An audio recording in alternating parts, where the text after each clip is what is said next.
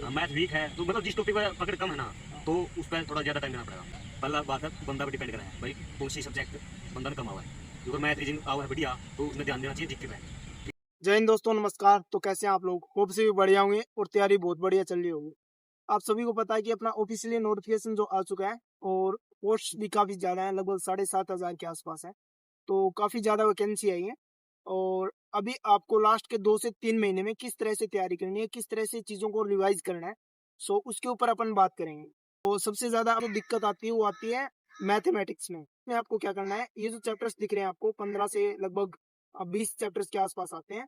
तो इन चैप्टर्स को आपको क्या करना है, एक दिन में एक चैप्टर को कंप्लीट करना है। पहले उनके कॉन्सेप्ट्स जो है रिवाइज करने हैं और उसके बाद क्वेश्चन लगाने हैं। सो एक दिन में एक चैप्टर आप करो, सबसे पहले यही करो मैथ्स का।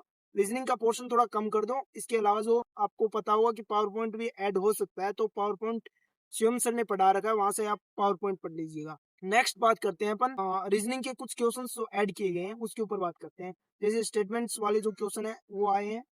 फॉर एग्जाम्पल आप ये देख सकते हो, ये क्वेश्चन है। और एक जो मशीन वाले हैं इनटेक और आउटेक वाले, सो ये जरूर देख के जाने हैं। और इसके अलावा अपन बात करते हैं जीके की। तो जीके में एक स्टैटिक जीके है, वो ज्यादा डीप नहीं पढ़ना आपको, जो आपको आती है उसी को एक बार रिवाइज करना है। और हिस्ट्री इकोनॉमिक्स को अच्छे से पढ़ के जाना है आपको। इसके अलावा करंट अफेयर्स अभी देखना स्टार्ट कर दो, अगर आप करंट अफेयर नहीं पढ़ रहे हो पहले की तो। सो एक तो टॉपिक वाइज कर लेना और एक जो मंथली है वो कंपाइलेशन कर लेना। तो चलो ठीक है भाई, अभी बात करते हैं अपन दीपक भाई से कि किस तरह से इन्होंने छोटी एज में जो सिलेक्शन किया था लास्ट से 2 से 3 महीने में इनकी क्या स्ट्रेटेजी रही थी, ये अपन को बताएंगे। अगर आपको ये स्ट्रेटेजी हेल्प करती है तो मेरे ख्याल से आपको भी इनकी स्ट्रेटेजी अपनानी चाहिए। दीपक भाई बताइए, आपने किस तरह से लास्ट के टाइम में जो तैयारी की थी वो किस तरह से किया था रिवीजन? भाई दिल्ली पुलिस का विषय मैं देखूँ जीके मैथ रीजनिंग और कंप्यूटर है। पहला बात है बंदा पर डिपेंड करा है भाई कौन सी सब्जेक्ट बंदा ने कम आवा है। अगर मैथ रीजनिंग आवा है बढ़िया तो उसमें ध्यान देना चाहिए जीके पे, ठीक है। और कंप्यूटर तो 10 नंबर का हुआ, नॉर्मल तैयारी रखा है उसकी। तो अगर जीके सही है, मैथ वीक है तो फिर मैथ का अपना रखना पड़ेगा।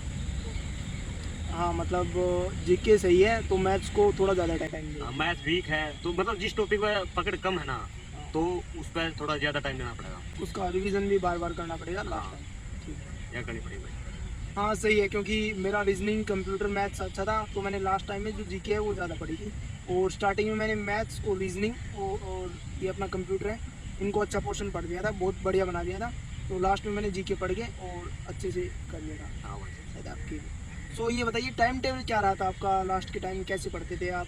क्या टाइम टेबल बना के पढ़ते थे या फिर किस तरह से पढ़ाई? भाई अपना फिक्स था, सुबह उठ कर मैथ रीजनिंग कराया करते, फिर 10-11 बजे से जीके, और फिर अपने कंप्यूटर क्लास देख ली एक दो, बस ये होता था। हर सब्जेक्ट पढ़ा करते डेली। बाकी जो कर मैथ रीजनिंग अपने सही थे, मैथ रीजनिंग की एक दो वीडियो देख लेते, बाकी ज़्यादा टाइम जीके दिया करता मैं। और कंप्यूटर की बस ये 1-2 वीडियो देख लेता बस, ये टेस्ट निकाल लेता अभी मतलब। तो इससे पहले आपने ये आपका एसएससी का फर्स्ट एग्जाम था या फिर इससे पहले भी आपने दिया? इससे पहले दिया था, हेड कांस्टेबल वाला दिया था। हेड कांस्टेबल दिल्ली पुलिस का? दिल्ली पुलिस वाला, मिनिस्ट्री? हाँ। अच्छा अच्छा, और पहला ही था उसमें तो इंग्लिश आती है तो उसका तो अलग ही होती है। हाँ, ये सेकंड एग्जाम था। इससे पहले एक चंडीगढ़ पुलिस का दिया था, बस ये 2-3 एग्जाम दे दिया था मैंने इसमें से। चलो ठीक है, दीपक भाई ने काफ़ी छोटी एज में कर लिया, तो आपको भी दोस्तों यही करना है। लास्ट के टाइम में आपको जो कमज़ोर है और जहाँ से नंबर आते हैं कन्फर्म, तो वहाँ से आपको सिक्योर करने ही करने हैं। और जैसे मैं बता रहा हूँ आपको, टॉपिक्स को लिख लो आप। जैसे हिस्ट्री के अलग टॉपिक्स हैं उसको लिख लो, जैसे इकोनॉमिक्स के हैं, जनगणना है, 5 ईयर्स प्लान्स है, इनको लिख लो। और जैसे जो भी आपके जैसे मान के चलते हैं अपन, जैसे 50 टॉपिक बन गए आपके जीके में और सारे 50 टॉपिक बन गए, तो आपको 15 दिन में रिवीजन करना है। तो ये मान के चलो लगभग 3 से 4 टॉपिक आएंगे रोज़ के। तो आपको ये कंफर्म करना है कि रोज़ 3 से 4 टॉपिक आप अच्छे से रिवाइज करके यहाँ से अगर क्वेश्चन आता है तो आपको गलत नहीं होना चाहिए। इस तरह से पढ़ाई करनी है आपको। हाँ, जैसे कुलदीप भाई ने जो टॉपिक बताए हैं 2000, ये फिक्स है, हर एग्जाम में आते हैं, तो यहाँ से क्वेश्चन आते रहते हैं बार बार। हर टॉपिक क्लियर करें। बाकी मैंने हाँ, आपको बढ़िया बता रखे हैं टॉपिक्स, इंपॉर्टेंट टॉपिक्स जीएस के, सो उनको आप निकाल के अलग से कंफर्म कर दीजिएगा। बाकी मैं आपको बताता रहूँगा कि कौन से टॉपिक आ रहे हैं, नए आ रहे हैं, तो वहाँ से अगर आपको करने हैं। हालांकि अभी जो एडिक्यूटी का पैटर्न है उसमें नए ज़्यादा क्वेश्चन नहीं पूछे जा रहे। आपके जो सिलेबस में है, आपके जो नोट्स बना रहे हैं आपने, चाहे जहाँ से पढ़ते हो, चाहे RWA से हो, एग्जाम पूछो, कहाँ से भी पढ़ो, वहाँ से आपके क्वेश्चन आएंगे कन्फर्म। कभी हो सकता है कि RW से ज़्यादा आ जाए या फिर एग्जाम्पल से 1-2 क्वेश्चन ज़्यादा आ जाए और वहीं से क्वेश्चन पूछे जाते हैं और उन्हीं नोट्स को आप 10 बार पढ़ लो बस, फिर आपका कंफर्म हो जाएगा। और ये नहीं है कि जगह जगह कभी RW कभी एग्जाम्पल ये कर सकते हो, पर फिर वही बात है, आपका आते आते क्वेश्चन भी गलत होते आपको नज़र आएंगे आपको फाइनल एग्जाम में। तो ठीक है दोस्तों, जय हिंद।